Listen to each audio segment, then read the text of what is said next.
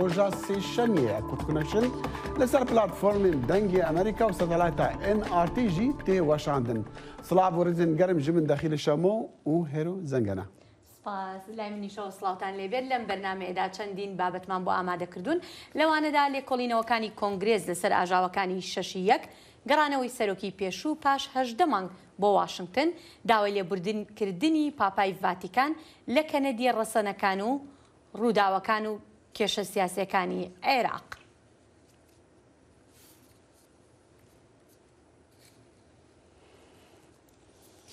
سەرۆک جۆ بایدن لە ڕێگەی ئۆنلاینەوە وتارێکی پێشکەش بە کۆنفرانسی ساڵانەی ڕێکخراوی نیشتیمانی هێزی جێبەجێکردنی یاسایی ڕەشپێستەکان لە ئۆرلاندۆ کرد. لە وتاریدا سەرۆک ستایشی ئەفسەرانی جێبەجێکردنی یاسایی کرد کە لە 6/1/2021 بەرگریان لە دیموکراسی کرد. بایدن گوتی ڕۆژانە ئێمە پشت بە کاربەدەستانی چەسپاندنی یاسا دەبەستین بۆ پاراستنی ژیانی خەڵکی، پاشانیش لە 6/1دا ئێمە پشتمان بەوان بەست بۆ پاراستنی دیموکراسیمان.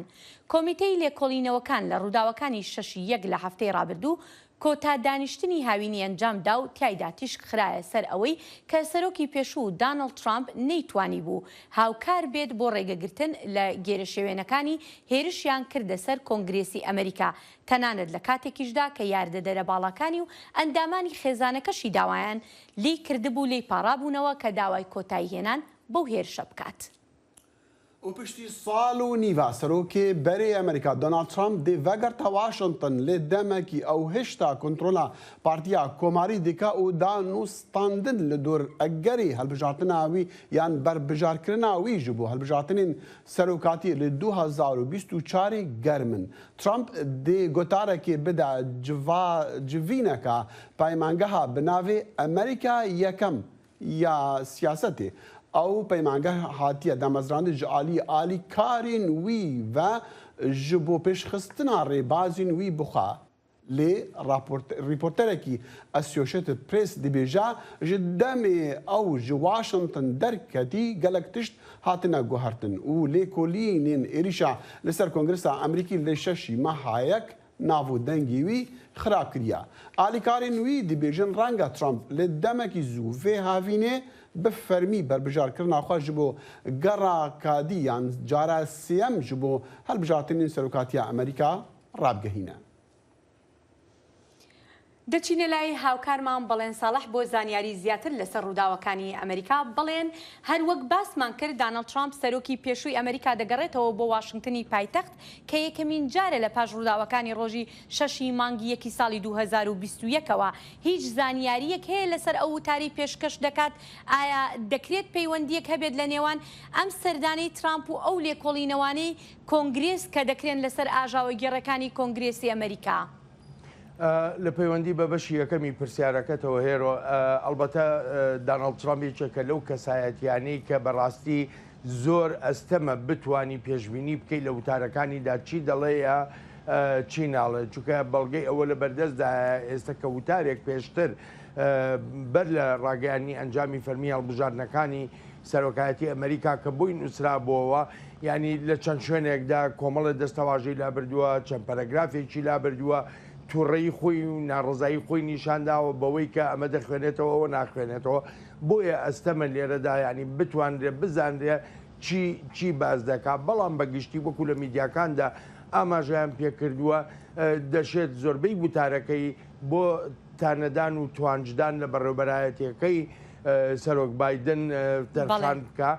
وەکو خۆت دەزانی یاری پێشتریش ترامپ بەڕێوەبەرایەتەکەی وەها گونابار کردووە کە گوایە ئەمریکای کردووە بە وڵاتێکی کۆمەنیستی.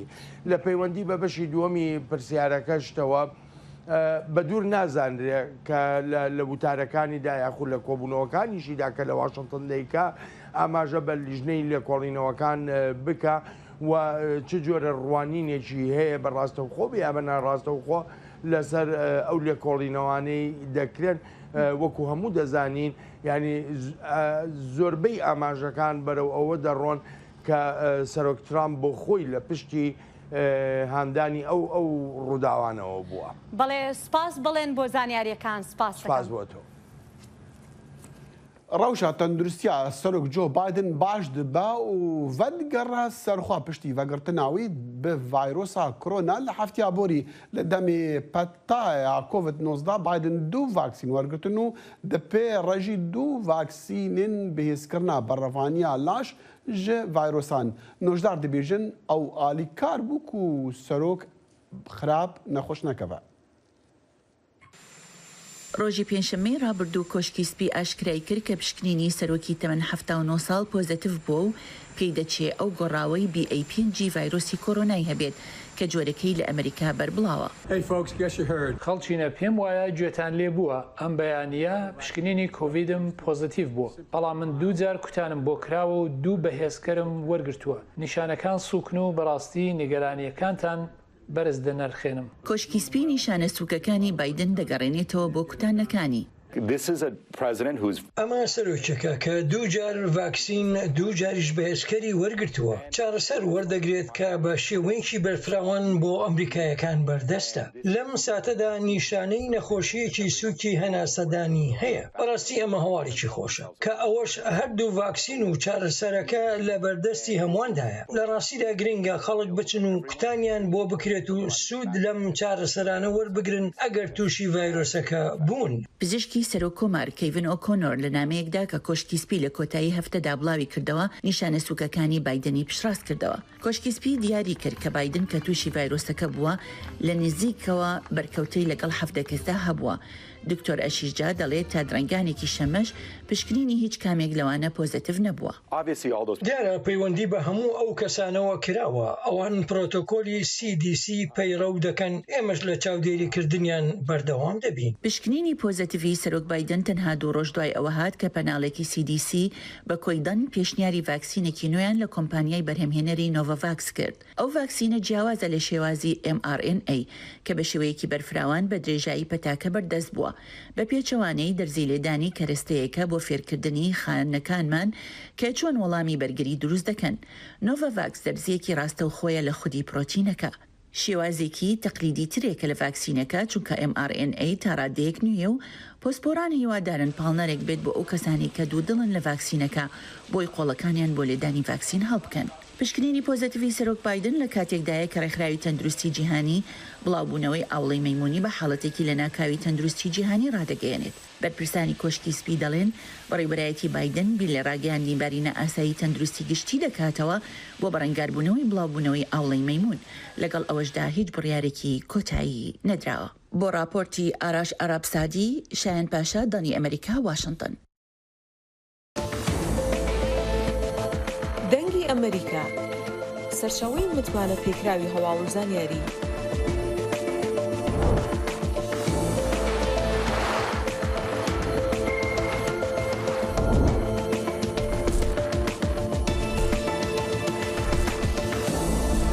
لە ماڵپەڕ و تۆڕە کۆمەڵایەتیەکانی دەنگی ئەمریکاوە ئاگاداری هەواڵ و گۆڕانکاریەکانی جیهان بە.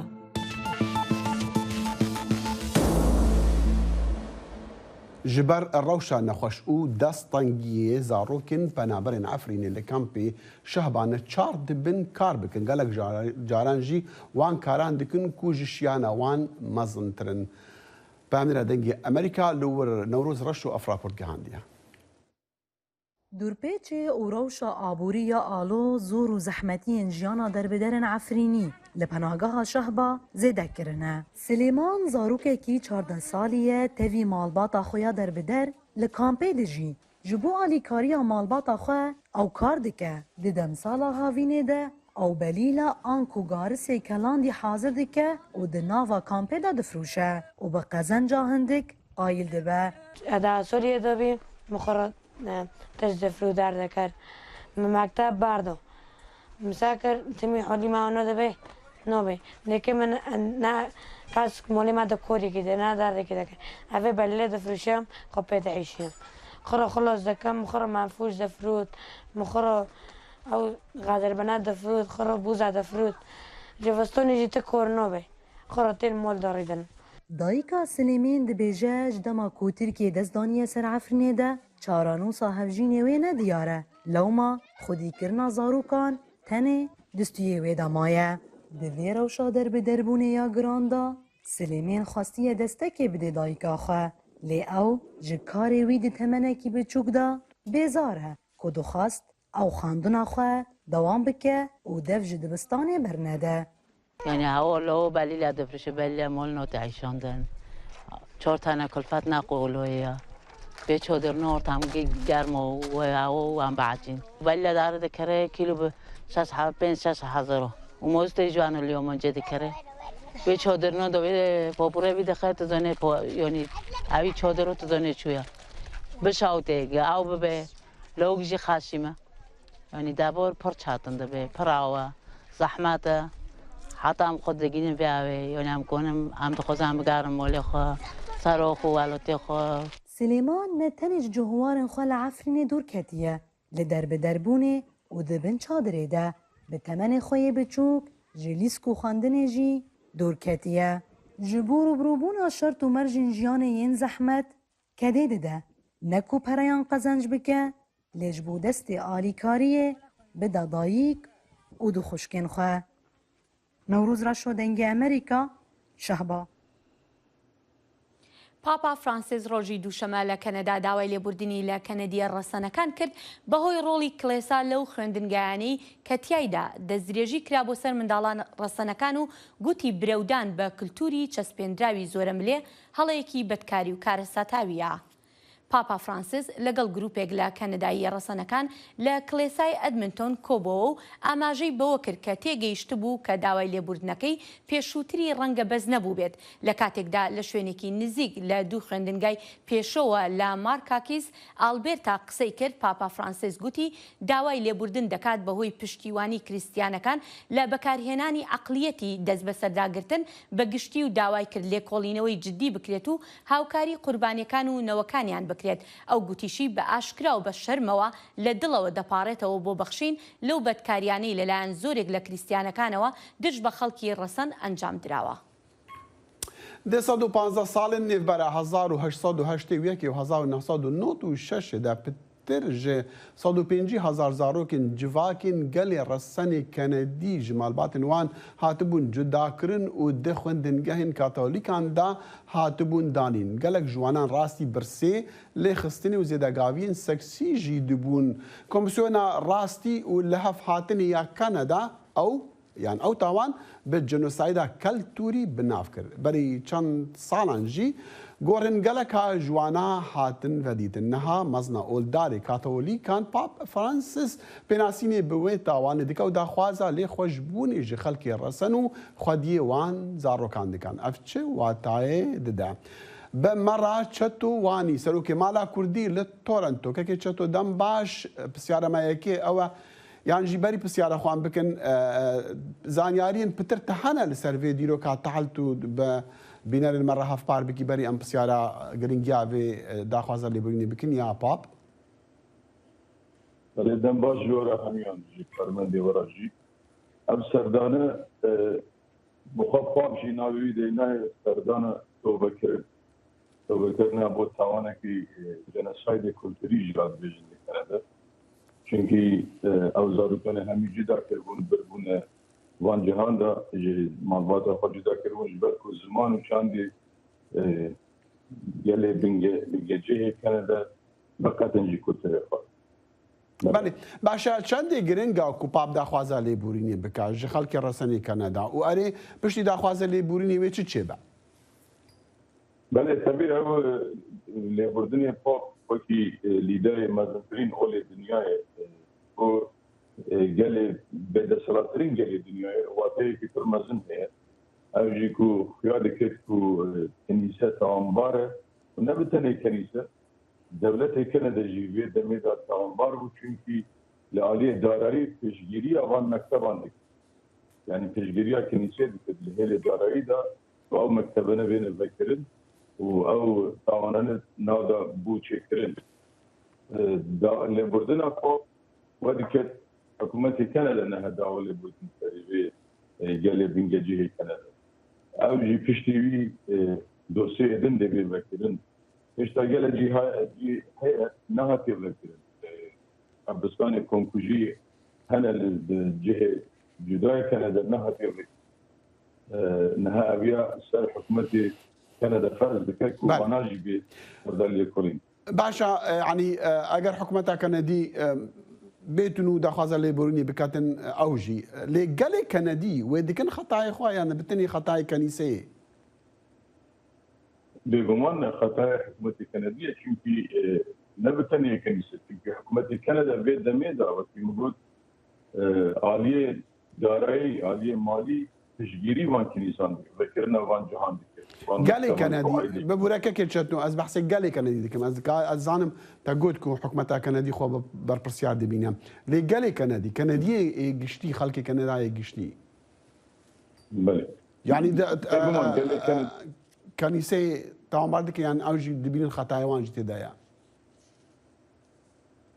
أبيكو جريدا في كنيسة دون جلنا راحت أو إنسان يكون كاثوليك لا بيجي كندا أوجي قرانين راسي كندا جلك هو شرمزار دبين هم بريوان تاوانا و تشكي هاتنا بوب والداخلي لبودن جويرة تشكي أو برينا ساريش كم نبر وكيدن أبيك فرق كاثوليك أما بيستيا جلك جهان هست بشرمزاريتكم بله تاوانا بدأت نسيوانا كاكي تشاتو بسالة داوي رخستياوا مالا كورت لتورنتو ولكندا تشد بيجا باورياوي تشي لسيرفي بيش هاتي وتشاوا بيونديدار ديك بيش هاتي يعني رودانين نخوشين بسري كردان تين بله امواكي مالا كورت جريادة ما كرباشي قال بنجي هنا قال بنجي جيه كندا واردم ام دانشتان دان سيرفي مسألة ده çünkü ام كردن ام دزانن واقعي جنسايد شيء فهاتي سري مدى لما خابن اموكي كرد تس دواء اللي بردن لما ناكل طيبتي دواء اللي بردن اللي قال لي ما ازدي ناكل يهلين اللي ترى قول مسلمان عند خازن اموكي دريك بكريبت او نامه بوانجي بچه روزك دا خازيه اللي بردن بري هر كسر اللي ملات ما يزديب كن وهو قاس خطل عام يزديان كرن او جي اللي بنيرن فوق شاوان هات بر اللي بردن يا خاصي قال لي بنجي كندا اوجي او نمونيه ببين وجداني وام تشيك بهجت اوجي دواء اللي بردن اللي قال تشاتو واني سروكي مالا كورت لتورنتو كندا ام قال كي سباسيتتكن مظبوط ئێران ڕادەگەێنێت کە پەلە ناکرێت لە ڕێککەوتنێکی وەک دەڵێت خێرا بۆ زیندووکردنەوەی ڕێککەوتنە ئەتۆمێکە لەرزۆکەکەی ساڵی 2015 لەگەڵ زلهێزانی جیهاندا لە کاتێکدا دانوستانەکان بە چەقبەستووی ماونەتەوە. گوتەبێژی وەزارەتی دەرەوەی ئێران ناسر کەنعانی لە کۆنفرانسی هەفتانەیدا گوتی وڵاتانی ڕۆژئاوا دەیانەوێت ئێران بڕیارێکی خێرا بدات پێداگری لەسەر ئەوە دەکەن کاتەکە سنووردارە و دەبێت ئێران بەپەلە وەڵام بداتەوە. گوتیشی کۆماری ئیسلامی بەرژەوەندی بنچینەیەکانی خۆی ناکات بە قوربانی لە پرۆسەیەکی خێرادا کە خراوەتە ژێر فشارێکی دەرونی و چاوەڕوانیەکی یەکلایەنە، بەڵام ئەگەر ئەمریکا کارێکی کاریگەر و پۆزیتیڤانە بکات ئەوە ڕێککەوتن نزیکە. ڕۆژی پێنجشەمە گوتەبێژی وەزارەتی دەرەوەی ئەمریکا نێت پرایس گوتی بەوە ناچێت ئێران بڕیارێکی سیاسی پێویستی دابێت بۆ گەیشتن بە گەڕانەوەی هاوبەش بۆ ڕێککەوتنەکە. اندا من جواتا او لکاریانه تو نگرتی بتوندی ریشا لسر پارزگاه دهوکی لبیستی و مهشر مزار دکا و ریشه دا نه مدنی هاتن کشتن زاروک دنافوان دبون اندا من انجمن اولهی خمو هفسوزیا خوا جبو مالبات قربانیان و حکمت عراق و یا هرما کردستان عراق دیار کریا و پشتوانیا خوا جلیکولینا کرا دیار دکا و داخواز ج توای ولاتان دکا هفکاری بحکمت عراق ربک جبو لیکولینی انجمنی اولکاریا نتوی نگرتی پشتوانیا خوا جبو سرخوابون سروری یکیتی و گشاکرنا عراقی و پروسه وی دموکراسی جی دکا. بەرپرسانی کوردستانی عێراق ڕادەگەێنن ڕۆژی دووشەمە چەند موشەکێک گیراوەتە کێڵگەی غازی کۆرمۆر لە پارێزگای سلێمانی، بەڵام هیچ زانیاریەکان لەسەر زیانی گیانی نەداوە. ئەمەش یەکێک بوو لەو چەند هێرشەی کە لە چەند هەفتەی ڕابردوودا بۆ سەر ناوچەکە کراوە کە هیچ کامیان لەلایەن هیچ کەس و گروپێکەوە بەرپرسیارەتی نەگیراوەتە ئەستۆ. کار بە دەستێکی خۆجێیی وە گوتەبێژی حکوومەتی هەرێمی کوردستانیش هێرشەکەیان پشتڕاست کردوتەوە. هەر لە عێراق دەمێنینەوە و بەپێی هەواڵەکان چوارچێوەی هەماهەنگی ڕێککەوتنیان لەسەر دانانی محەممەد شیاع سوودانی بۆ پۆستی سەرۆگۆزیرانی وڵاتەکە ڕێککەوتون بۆ زانیاری زیاتر دەچینە لای پەیامنێرمان دڵشاد ئەنوەر. دڵشاد سەرەتا دەمەوێت ئەوەمان پێ بڵێ ئەم دەستنیشانکردنە چۆنە و ئایا محەممەد شیاع سوودانی خۆی هیچ کوتلەیەکی هەیە؟ بەڵێ دیارە محەممەد شیاع سوودانی یەکێکە لەو کەسایەتیە شیعانەی نێو چوارچەوەی هەماهەنگی کە پێشتر چەند جارێک هەم وەزیر بووە هەم بە وەکالەت وەزارەتی تری عراقی بەڕێوە بردووە. بەڵام بەپێی ئەو زانیارانەی کە دەست ئێمە کەوتووە دوجار کە هێزە شیعەکان لەسەر کاندیدی پۆستی سەرۆکۆزیران ڕێک نەکەوتون لەلایەن ئێرانەوە هۆشداریان پێدراوە گەر کات لەمە زیاتر بڕوا یاخود دۆخەکە دوا بکەوێ ئەو کات ناچار جارێکی تر لە عراق هەڵبژاردن ئەنجامەدرێتەوە. بۆیە شیعەکان سەرجەم هەموو ئەوانەی کە خاوەنی کوتلەی بەهێز و کەسایەتی دیار بوون و پێشتر چاویان لەسەر پۆستی سەرۆکۆزیرانی عراق بوو، لەوانە مالکی لەوانە عەبادی، هەموو ئەمانیان بەلانا دوجار لەسەر محەممەد شیاع سوودانی ڕێکەوتن. محەممەد شیاع سوودانی کەسایەتێکی نێو چوارچەوەی هەمانگیە، خۆی خاوەنی کوتلەیەکی گەورەی بەهێز نییە، بەڵکو بە پێی زانیاریەکان خۆی تەنها لە نێو کوتلەکەیدا دەرچووە. بەڵام دوای ئەوەی کە با بڵێن کوتلەی سەدری کشاوەتەوە دوو کەسی تر لە با بڵێن کوتلەکەی هاتوونەتە سەرەوە بوون بە پەرلەمانتاری عراق.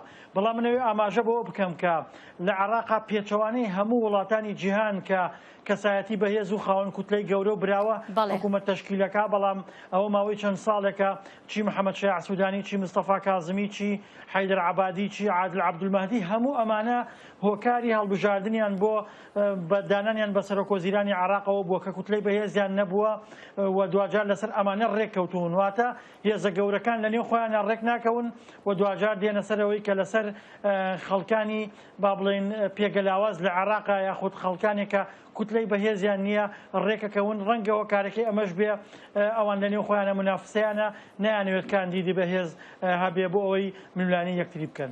بەڵێ باشە دڵشاد، ئەی کێشەی کوردەکان بەچی گەیشت لەسەر پۆستی سەرۆک کۆماری عێراق؟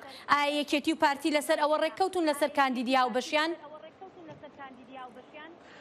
من تا چەند ساتێک پێشەوەی بێمە نێو بەرنامەکەەوە قسەم لەگەڵ هەم یەکێتی وەم پارتیشدا کرد، تاکو ئێستا یەکێتی و پارتی ڕێک نەکەوتون لەسەر دیاریکردنی کاندیدێک بۆ سەرۆکۆماری عراق. تا ئەم دقەیە باڵ تاڵەبانی سەرۆکی یەکێتی پێداگریە کات لەسەر کاندیدکردنەوەی بەرهەم ساڵح و پارتی دیموکراتی کوردستانیش بە هەموو شێوەیەک کاندیدکردنەوەی بەرهەم ساڵح ڕەتەکاتەوە و بە پێی زانیاریەکان لەو لاشەوە لەتیف ڕەشید هاوڵزاوی جلال تاڵەبانی سکرتێری کۆچکردوی یەکێتی هەوڵەکانی چڕ کردوێتەوە بۆی ببێتە کاندیدی هاوبەشی یەکێتی و پارتی بۆ پۆستی سەرۆکۆماری عراق و لەگەڵ پارتی و هێزەکانی نێو چوارچەوەی هەماهەنگیشدا گفتوگۆی کردووە تا ببێتە کاندیدێکی هاوبەش. بۆیە کاتێکی کەم بەدەست پارتی و یەکێتیەوە ماوە، پارتی بە هیچ شێوەیەک ڕازی نەبووە کە بەرهەم ساڵح کاندید بکرێت و پێشنیاری کردووە کە ئەم مەسەلەیە ببرێتە نێو پەرلەمانی عراق یاخود ڕێککەوتن بکرێت لەسەر کاندیدێکی تر. دیارە پارتی مەبەستیان لەتیف ڕەشیدە، بەڵام تاکو ئێستا ئەمە ڕووی نەداوە. بۆیە کاتێکی کەم لە بەردەست یەکێتی و پارتیدا ماوە بۆ ڕێککەوتن، بەڵام تا ئەم ساتانە هەردوو لایەن پێداگرن لەسەر خواستەکانی خۆیان. ئەگەر ڕێککەوتن هەبێت لەم کاتەکەمەی کەماوە لە بەردەستیانە ئەوە ڕێکەکەون لەسەر کاندیدێکی تر، بەڵام ئەگەر ڕێک نەکەون بە پێی زانیاریەکانی ئێمە ملوانەکە برێتە نێو پەرلەمانی عراقەوە و پارتیش مقاتعی هەڵبژاردنەکە و ناچێتە نێو هەڵبژاردنەکەەوە و کاندیدی خۆشی ناخاتە نێو ملوانەکەەوە و بەشداری هەڵبژاردننی سەرۆکۆماری عراق لە نێو پەرلەمانە ناکات. ئەمە دو هەڵوێستی پارتی ئەگەر ڕێک نەکەون. بەڵێ سپاس دڵشاد. زۆر سپاس. بەڵێ هەروپەیمانە لوزان کو پەیمانێکا دیرۆکی بوو و ببوو سەدەمێ کو ئاردی عێراقی دابەش بدا دکەوا 100 ساڵان یانی 9 ساڵ دەرماز دەبوون وی باژاری سویسرایی کۆنفرانسێک. بەڵێ دەخیل ئەمەش بەشێکە لە بابەتەکانی ئەمڕۆمان کە پاش ئەم ناوبڕە پێشکەشتانی دەکەین.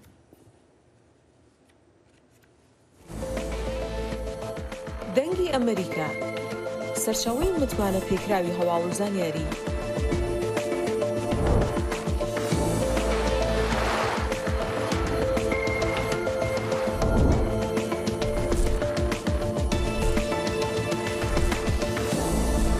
لە ماڵپەڕ و تۆڕە کۆمەڵایەتیەکانی دەنگی ئەمریکاوە ئاگاداری هەواڵ و گۆڕانکاریەکانی جیهان بە.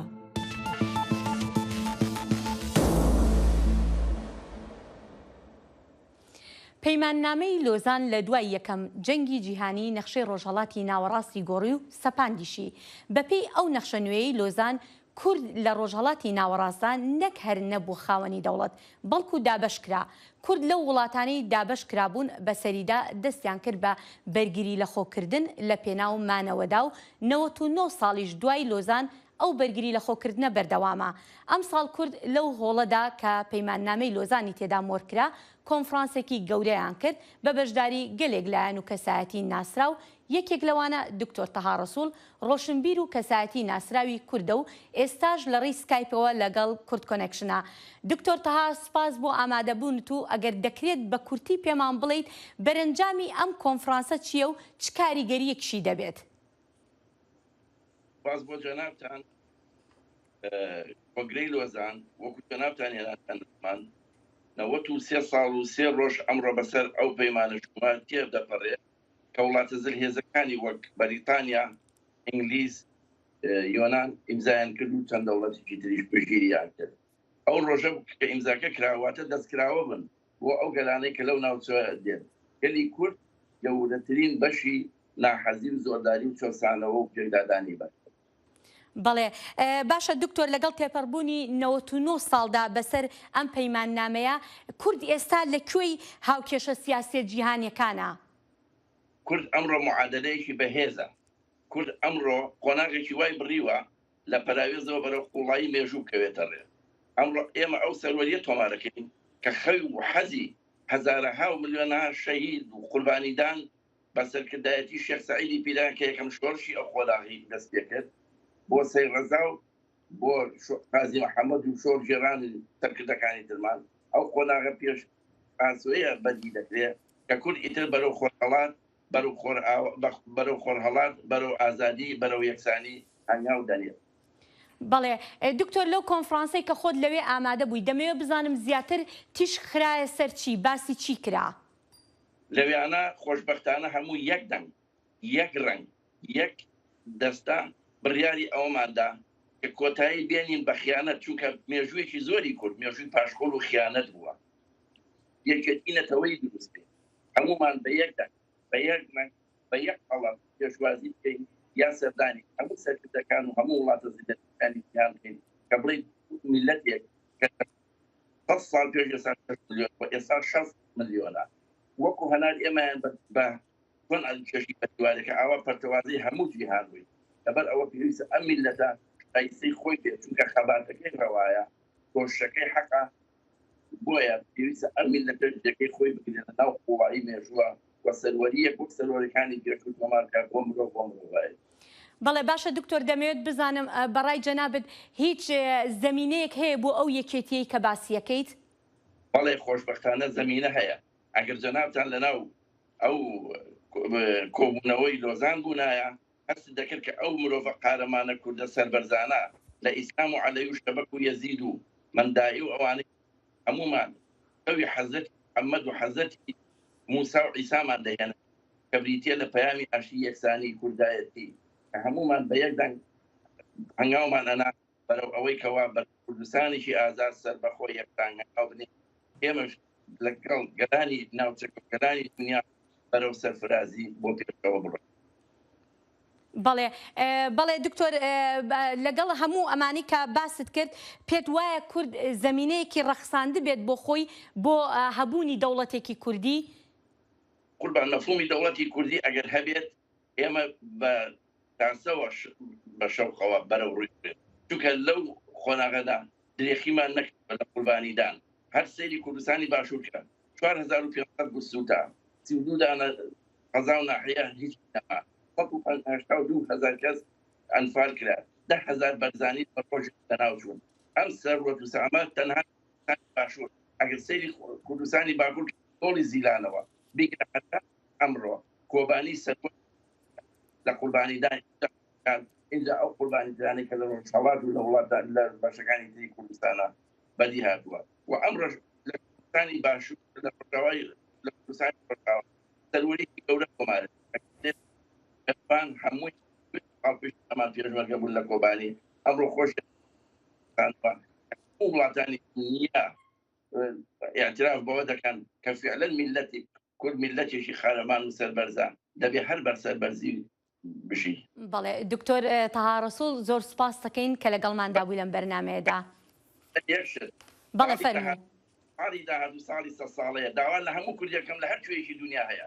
ئەگەر نتوانێت یادی 100 ساڵە وەکو پێویست بکاتەوە بەڵام 100 دانەمەتر بەرەو پێشەوە بڕۆن کەوا ئەمە ڕەمزێک بێ بۆ ئەوەی کەوا ئێمە 100 ساڵان چەسینەوە بەڵام 100 ساڵە کۆڵ نادەین بەرەو تێکۆشان و خەبا دەڕۆین هەتاکو ئێمە ژۆک و میلەتانی دنیا سەربەرزی تۆمار بکەین و ئاڵای خۆمان لە کوردستانی خۆمانە ببینین و زۆر زۆر سوپاس میشتان. سوپاس بۆ ئامادەبوونت. مەمنونتان. برنامه هفترنگ برنامه کنری یا بشی کردی لدنگی امریکایی از لقمان احمد هر دو هفتی جارکی و دبم گرکی ناو اختی چاندو نرارنگی بمرنه.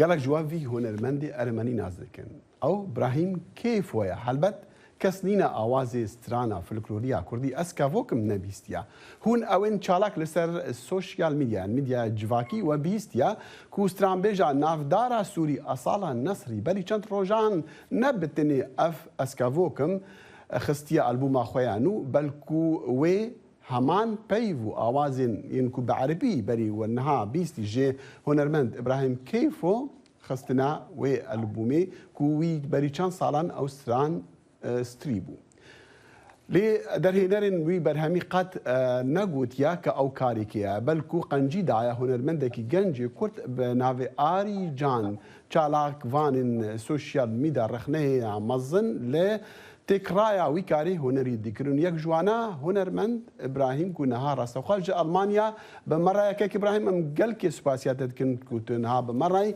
ترخنا لكي ديجري لاريجان يعني اصاله يعني لكامبانيا كو اوكار برهميناي روجا وبخير بي ان شاء الله هردمي وخش بين روج باش مجبر بخير وسلامت من بري هر تشتي وسباسيا ودكم جبرقه هون وقت بيجي فيا وخستي جانبك اهتماماتي خوي وسباسيا ودكم بري هر تشتي بالي فعلا رخنامين طبعا بشكل عام لحرسي آلية هي حرسي آلية بس بشكل كي قلكي جودا لسر مخابن هفالي من آري سرحان هفالي مبو طبعا هفالي منه وهفالي من موسيقجان يعني بالي آري شغلين بباش زاني وزاني بي أشتكم وأشتناكم وأفسترام خب مر قلت جار عزف كري ده فيستيفالي سوريدم أو بخور دبر وآريجان بمركار كري يعني أزو آريجان تم بفرق ام دوستنا مفالبون يعني وازبي مفالبون مفالن يعني از بالي وقت بيجي الشر النشر نجم جيدنا بس ام جيكي ام الحقيقه يقدرن يعني ام لماذا يقدرن ابي يرتشتي هذا دواء قال لك رخنا من الكومبانيا هي كومبانيا روتانا كومباني قال لك محترمه يقول لك باش وقال لك نرمن درخصليش تاريخها قبكري يعني كومباني جي لازم ليكولين بكره ليكولين انه بنا اري مثلا تبعش كرتيني اباكي ابتشي جبو اوجي بالي هلبتا كيك ابراهيم بري بشتي چند روجان كوستران ركتي او رخنا سوشيال ميديا الوان هاتي قرتن وان هاتو لسر يوتيوب بناسين بهندي كرياكو سترانا اسكافوكم جي فلكلوري كرديا لي بناسين بهندي نكريا كتاب او شيء عربي لسروي اوازي دادنا او بري چند سالا ستريا كون جبوي باشي خوا ونشد بيجن ونرخني يعني ونشجي وي كامبانيا روتانا دخازن يان وا قليل سوالات وني تومار بكن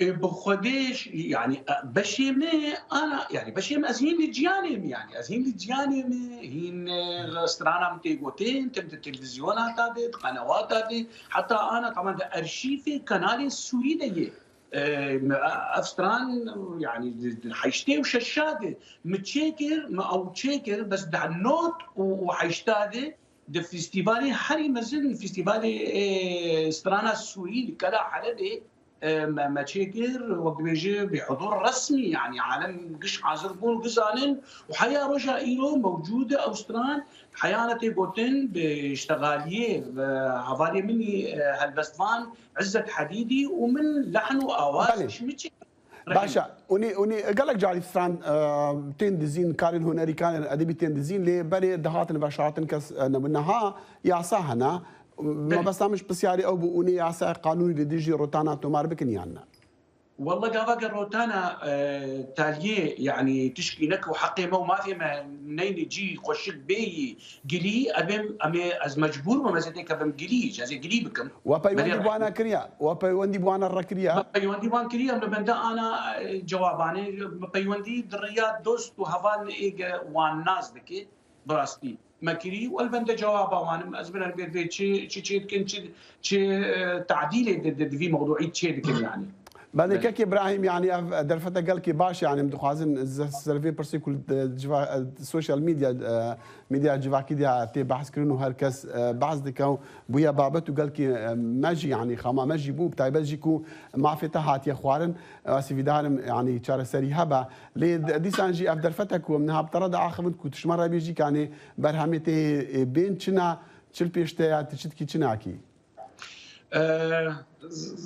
برهمه مني بيش سسيه مهاتي بمناسبه جونسايدا اتش دي انا المانيا ان شاء الله نزيك اعترافي بجونسايد بشكل رسمي يعني بشكل برلماني بشكل رسمي از دعوه كريمه بشكل رسمي ازهر متيد تشالي تشتكي بيجي بتشكي ميوزيكي يعني وسر قريادا بونا اف ديروكا تراجيدي كالكي مش دير درباز بو كقصه ارمني قريداي تشاوا بفان جونسايد مي ازديرا بني هرتشتي سيسيه ما هي بشتيوي ورك شوب هي بزاروك نديس مؤسسه اي زي دي بالمانيا قريداي بشتيوي زهرم اسبانيا بكتي خو غني ميرزوره لو دري كونسيرا تشي لكن دفي ما هي يعني ما ذي ما اتي اف شغلي مني اي تشندرودن بشتي تشندرودن بالي كي ابراهيم يعني يك دبرسات شما يعني تقال كي اتزانمت راسة ناف كردادا ناف زياده ما زنبويا استرانتا بترب كردينا لي شما توصى غريداي وجواكي يعني تش سرد هندي دايا تش نبني دي ودايا تتشعبي من غريداي من كالكي من جي بشتي جونسايدا ارمني جي فرمانا ارمنيا جي حزار وناس وبتاليا بازداد يعني عمري حيسالي بو دفيج باكي درابو جيش كردي مي از دي ايجا او خدي كرنو او مزن كرنو حفاظ لسر شخصياوي وعائله ودي سجنه دكون عندنا او زوج عندن وحتى زاروكي ويتشيبون زاروكي ويتشيبون ايبايا زانبي جابا مرا فيرا جيب ادبيم مرا لازم جريداي بالفيج باكيرش بالكولتوري وكتي جاني من عادات وتقاليد وقش جاني من يرحب من وفيات تشكيل بديهي طبيعيه يعني هيفيدي كم هرت صعبي او راح اجي هر بمينا او هر سركفتي بهنر من وسترام بيج ابراهيم كيفو جا المانيا بمربو قال كسباس باز ورس باش كنالي الوري وتصاغبي وهردم ودم سركفتم بجوري ان شاء الله بجد سباس بجد تمام زایڵی داهێنان بەرنامەیەکی فەرهەنگی و هونەری بەشی کوردی دەنگی ئەمریکا من ئاسۆ جەبار لە واشنگتن دیسیەوە هەردوو هەفتە جارێک دەبمە میوانی ماڵەکانتان لەگەڵمان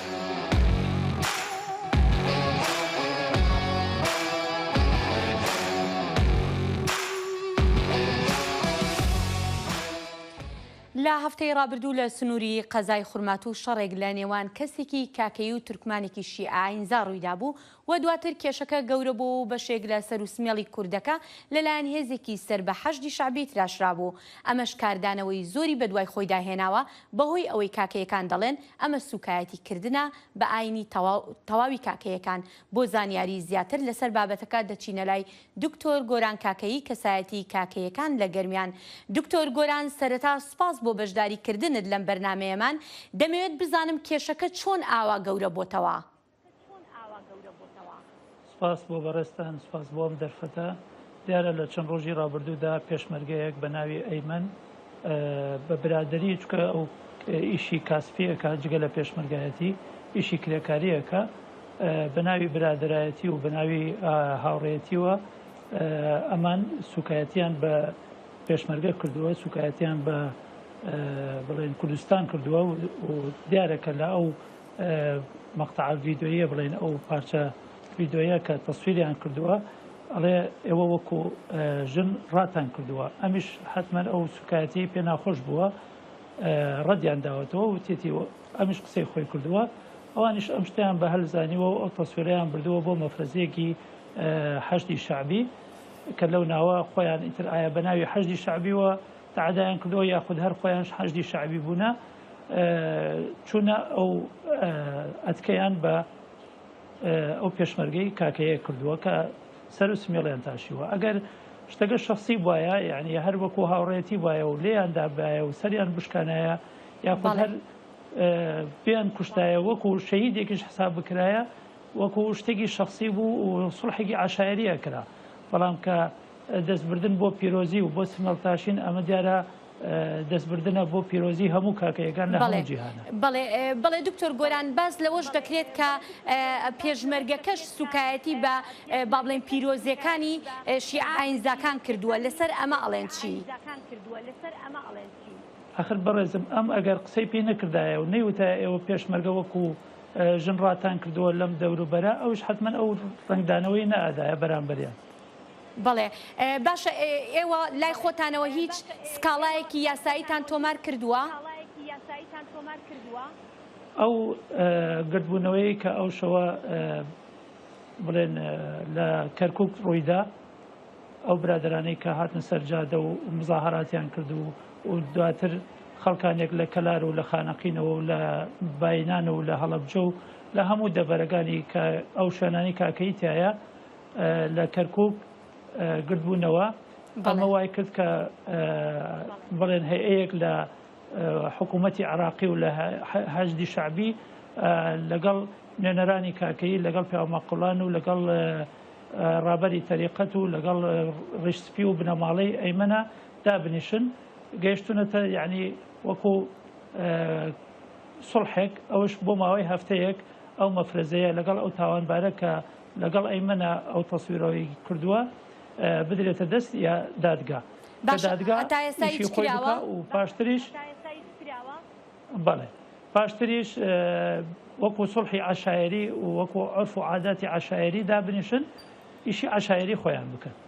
بەڵێ باشە، ئەگەر لە حاڵەتێکا بەو شێوەیە چارەسەر نەکرێ با بڵین بە ئاشتیانە چارەسەر نەکرێ کێشەکە، تا چەندێک مەترسی بۆ سەر پێکاتەیەکی وەکو پێکاتی کاکەیەکان کە پێکاتێکی کەمە لەو ناوچەیە، تا چەندێک مەترسی دروستە بێ لە سەریان. ئێمە هەتا ئەتوانین بە ئاشتی و بەتەبایی بە یاسا و بە دادگا ئەگەر هاتوو خوا نەخواستە ناگەیێتە ئەو ڕادێشە، بەڵام ئەگەر هاتوو گەیشتە ئەوەی کە ئەوان هیچ حسابێکیان نەکرد و هیچ حسابێکیان بۆ دادگا و بۆ یاسا نەکرد، ئەو کاتە وەکو چۆن بە هەزاران گەنجی و پیا و مردی کاکەی هاتنە سەر جادە و مزاهرەیان کرد، ئەم جارە خەڵکێکی تر و تەنانەت ئافرەتەکانیشمان و چەکدارانیش خۆیانیان حازر کردووە بۆ ئەوەی حەقی خۆیان بە چەک بسێنن، نەک بە ئەگەر ئەوان نەهاتنە سەر خەت و نەهاتنە سەر یاسا و دادگا، ئەو کاتە هەڵوەستی ترمان دەبێت. بەڵێ باشە، مەبەستەکەم لەوەیە کە یعنی هەڵوێستێکی تر ئایا هەر لە زیانی کاکەیەکان دروست نابێ لەو ناوچەیە، مەبەستمەوە لە حاڵەتێکی دروستبوونی شەڕە، چونکە وەکو دەزانین پێکاتەیەکی کەمی ئاینزان لەوێ، ئەمە هەر لە با بڵێن لە بەرژەوەندی ئەوە کانە نابێ بۆ زیانی کاکەیەکان. ئێمە هەتا ئەتوانین و ئەوانەی کە وەکو گەورەی کاکەین و ئەندام پەرلەمانە لەگەڵ هەیئەی حەشدی شەعبیە دانیشتون و کۆبوونەوەیان کردو و ئینشاڵڵا ناگەێتە ئەو ڕادەیە کە بگاتە تونند و تیژی و خوێنڕشتن. باشە هەڵوێستی کاربەدەستان لە هەرێمی کوردستان چۆن بوو بەرامبەر بەم ڕووداوە؟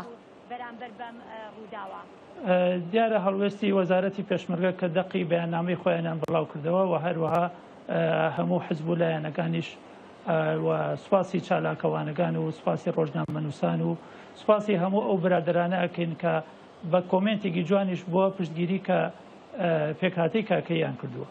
باشە زۆر سپاس دەکەین دکتۆر گۆران کاکەیی لەگەڵماندا بووی زۆر سپاس دەکەین.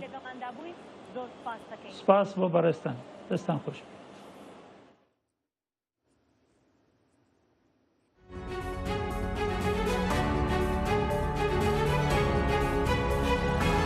چاوی واشنگتن بەرنمەیەکی هەفتانەیە لە بەشی کوردی دەنگی ئەمریکاوە ئامادە و پێشکەش دەکرێت. من بەڵێن ساڵح هەموو ڕۆژانێکی هەینی لەگەڵ پسپۆراندا تاوتوێی گەرموگورترین بابەتی ڕۆژ دەکەین لە پەیوەندی بە سیاسەتی دەرەوەی ئەمریکاوە. لەگەڵمان بن.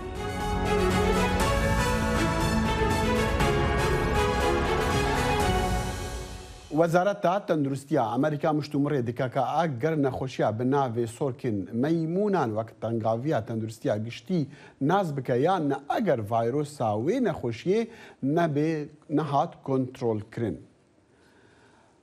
ئاشش ژاه کۆردیناسیۆری بەرسفدانا کۆڤید-19 کوشکاسپی گۆتە ڕۆژنامەوانان بۆ ڕاگەهاندنا ئاوارتەیە وێ نەخۆشیە ژعالی ڕێخسیە سەغلەمیە جیهانی و ڕێخواش دکە ژ ئەمریکا وێڕا کو هەفکاریە هەفتوو بکن و داتەیان لە هەفتوو پارڤە بکن و بەگەهینن وان جواکن کو نەخۆشی لێ مشەیە.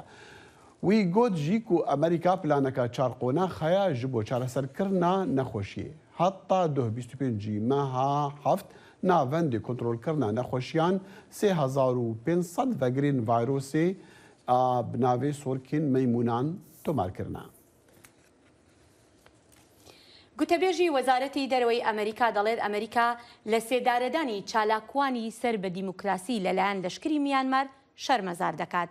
نێت پرایس دەڵێت ئەمریکا داوا لە هەموو هاوبەش و هاوپەیمانەکان دەکات کە لەگەڵمان دابن لە شەرمەزارکردنی کردەوەکانی ئەو ڕژێمە و زیادکردنی گوشارەکان بۆ سەر ڕژێمەکە و ئەوانش کە پشتیوانیان لێ دەکەن. هەروەها گوتیشی ئێمە داوا لە ڕژێمەکە دەکەین لە سێدارەدانەکان ڕابگرێت و هەموو ئەوانەی بەناڕەوا دەست بەسەر کراون ئازاد بکات و ڕێگەی بورما بۆ دیموکراسی بگەڕێنێتەوە. لێدوانەکانی پرایس پاش ئەوە بوو کە حکوومەتی میانمار ڕۆژی دووشەمە پشتڕاستی کردەوە کە پاش نزیکەی 50 ساڵ بۆ یەکەم جار سزای لە سێدارەدانی جێبەجێ کرد بە لە سێدارەدانی یاسادانەرێکی پێشوو چالاکوانێکی دیموکراسی خواز و دوو زیندانی سیاسی. هێرێ ما پەیماندا بکو ئەم تەماشەوان خۆ ئاگادار بکن لەسەر یاریان تۆپاپێن ژنان کوین ئۆرپاتیکردن لێ دیارە هەتانەها یاریان کومەدە بە ئاسکرین نەهاتی نەکردن. هێشتا یاریەکان جام نەدراوە دەخیل پەلەمەکەی یاری نێوان ئینگلتەرا و سویدا و با بزانین کامیان یاری چارەکە کۆتایی با بڵین یاری بەر لە کۆتاییە هەر کام لەم تیمانە ئەگە سەرکەوتن بەدەستبێن ئەوە چنە یاری کۆتایی. هێر تو تەگازندا هەندێ دیکرد و ئەف یاریین مۆندیال دەبێژنین ئۆروپیین خانمان وەکە یا میران نایێ ڕوومال کرد. بەڵێ دەخیل بێگومان ینی نەکرد تەنها لە شوێنێک نایە ڕووماڵکردن بەڵام چۆنەڵی ئەوەندە گرنگی پێ نادێت تەنانەت جامی جیهانی تۆپی پێی ژنانیش بە ئەندازەی تۆپی پیا و ینی جامی جیهانی تۆپی پیا و گرنگی پێ نادرێت لە جیهاندا.